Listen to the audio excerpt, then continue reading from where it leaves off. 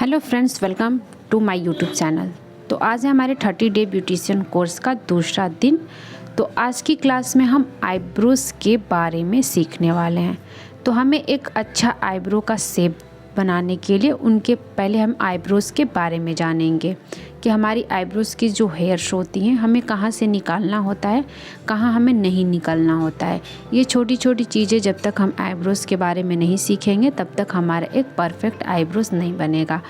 तो बहुत से लोगों को ऐसा लगता है कि आईब्रो बनाना आसान होता है और वो क्या करती हैं कि मेकअप या फिर अदर चीज़ों को सीखने लगती हैं। तो आपको बिल्कुल ऐसा नहीं करना है। सबसे पहले आपको आईब्रोज़ के बारे में ही जानना होता है, फिर धागा को चलाना हमें कैसे है या फिर आईब्रोज़ को हमें कैसे शेप करना है, ये सब कुछ पहले सीखना होता है। उसके बाद हम अदर चीज़ों को सीख सकते हैं। जैसे कि हमने पार्लर ओपन किया, उसमें जो हमारे कस्टमर्स आते हैं वो पहला काम क्या कराते हैं कि आईब्रोज़ को ही अपने शेप बनवाते हैं। तो अगर हम अच्छा शेप का आईब्रोज़ बना के उनको देते हैं तो वो अदर भी हमसे काम करवाते हैं। तो इसलिए हमें आईब्रोज़ को बनाना आना चाहिए परफेक्ट। सबका जो आईब्रो का शेप होता है वो अलग अलग होता है। तो पहले हम आईब्रोज़ के शेप के बारे में जानते हैं। देखिए, जैसे कि एक आर्च शेप होता है। आर्च शेप में हमारा क्या होता है, ये आर्च जो होता है हमारा थोड़ा हाई यानी उठा हुआ होता है। इसके बाद राउंड शेप होता है। राउंड शेप में हमारा आईब्रोज़ गोलाकार होता है। तो इन दोनों का जो शेप है ये हम अलग अलग तरीके से देंगे। तो पहले तो हमें शेप को पहचानना होगा किसी के आईब्रोज़ को बनाने से पहले। जब हम शेप को पहचान लेंगे तो हम अच्छे से आईब्रो के जो एक्स्ट्रा हेयर्स हैं हम निकाल सकते हैं, चाहे वो ऊपर के हेयर्स हों या फिर नीचे के। थर्ड है स्ट्रेट शेप। ऐसा शेप आपको दिखेगा तो ये क्या होगा, हमारा सीधा, यानी जो सीधा वाले आईब्रोज़ होते हैं ये शेप होता है उनका। नेक्स्ट है यस शेप। शेप जो होता है हमारा थोड़ा सा यहाँ से झुका हुआ होता है, फिर आर्च की तरह उठा हुआ होता है। आर्च जो हमारा होता है वो एकदम कोने के पास, किनारे के पास इस तरीके से होता है। नेक्स्ट है लो आर्च। लो आर्च में क्या होता है, ये जो हमारा पॉइंट है थोड़ा सा हल्का दबा होता है जो हमारा आर्च शेप है उसके अपेक्षा। तो पहले हम शेप को पहचानना सीखेंगे। अब हम आईब्रोज़ के हेयर को कहाँ से कितना निकालना है उसके बारे में जानते हैं। तो देखिए, जैसे ये हमारा एक आईब्रोज़ का शेप है, मैं यहाँ पे बनाने के लिए आपको समझा दी हूँ। समझाने के लिए आपको ये जो फिगर है ऐसा बनाई हूँ, आप भी इसको बना के समझना अच्छी तरीके से।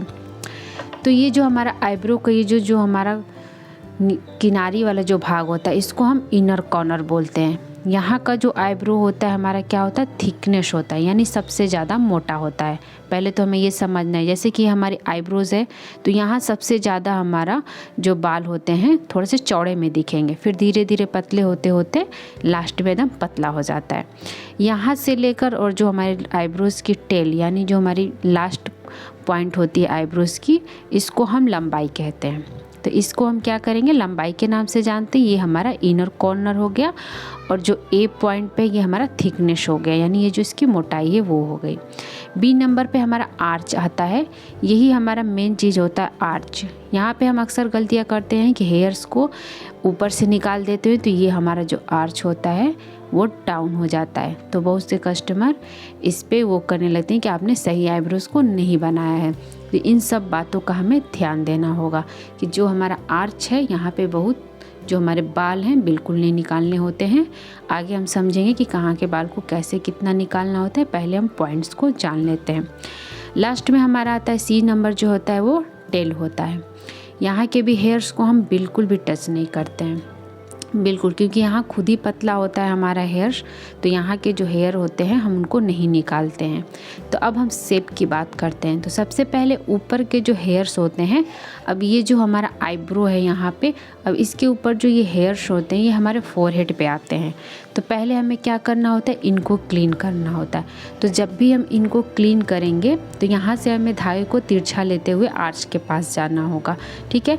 और जी ये हमारा आर्च है, इसका जो हेयर है हम बिल्कुल भी नहीं निकालेंगे, बस इसके ऊपर जो फोरहेड एरिया पे जो हेयर्स हमारे होते हैं उनको बस हम क्लीन करते हैं, जो हमारे ऊपर की आईब्रोज की शेप होती है।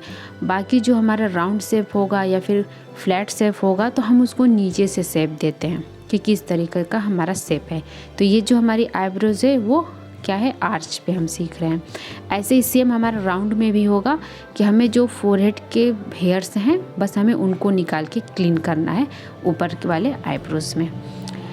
नीचे की तरफ देखते हैं तो नीचे में जो हम क्या करते हैं, यहाँ पे हमें धागा को तिरछा रखना होता है और जो यहाँ के हेयर्स है उनको हम बस शेप देने के लिए एक आध दो ठो नीचे से निकालते हैं। यानी एक लाइन, गाइडलाइन हमें यहाँ से एक ठो मानना होता है, यानी एक एक हेयर को हम निकालते हुए यहाँ तक जाते हैं।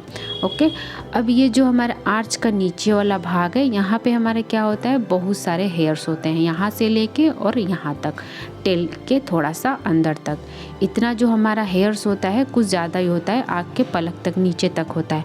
और यहाँ का जो हेयर होता है हमारा थिक वाला, यहाँ पे बहुत कम, यानी मोटा हमें यहाँ बनाना होता है, इसलिए हम एक एक ही निकालते हैं बाल को। और यहाँ ज़्यादा बाल भी नीचे तक नहीं होता है, जो भी बाल होते हैं हमारे आर्च के यहाँ से लेकर और टेल के थोड़ा सा अंदर तक, इतना दूर में ज़्यादा हेयर्स रहता है। और यहीं पे हमारा शेप क्या होता है, बिगड़ता है, क्योंकि हम क्या करते हैं, ज़्यादा ये अंदर तक घुसा के बाल निकाल देते हैं, या फिर यहाँ का जो हमारा थिकनेस है उसको गाइडलाइन नहीं मानते हैं और डायरेक्टली यहाँ पे ही हम पतला कर देंगे। अगर हम ये आगे का पतला कर देंगे हेयर्स को निकाल के, हमारी जो थिकनेस है, तो हमारी आईब्रोज इधर की भी पतली होती जाएगी और फिर शेप हमारा क्या होगा, ख़राब हो जाएगा।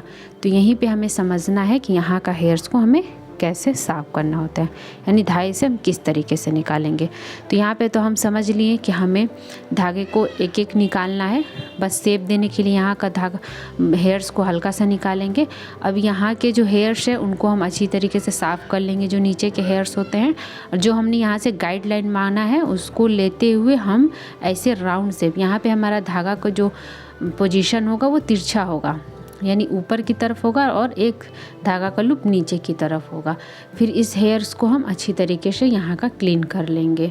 यहाँ पे आपको राउंड शेप देखना है, जैसा शेप रहेगा यहाँ का हमें वैसे ही गोल घुमाना है, ना कि हमें इस तरीके से सीधा बाल निकाल देना। अगर हम सीधा निकाल देंगे तो हमारे आईब्रोज का शेप सही नहीं आएगा, इसलिए यहाँ से हमें राउंड घुमाते हुए धागे को अपने हेयर्स जो एक्स्ट्रा हेयर्स है उनको निकालते जाएंगे। अब निकालते हुए हम लास्ट पॉइंट पर आते हैं।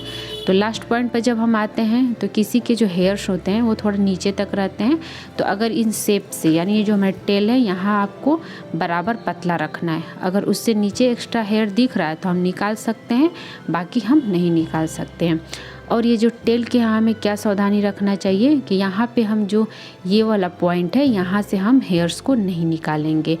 अगर हम ये वाला जो हेयर्स निकाल देंगे तो यहाँ का जो हमारी लंबाई होगी वो कट जाएगी, तो हमारी आईब्रो इतनी छोटी दिखने लगेगी।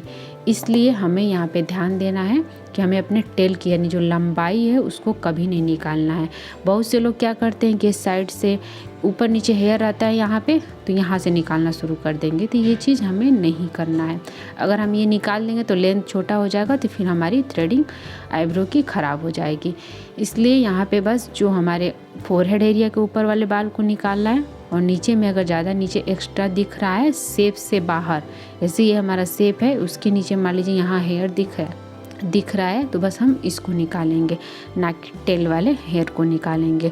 तो इसी तरीके से दूसरे आईब्रोज पे भी हम शेप देंगे। इसी तरीके से ही हमारा दूसरा वाला आईब्रोज जो होगा उसको भी सेम शेप देंगे।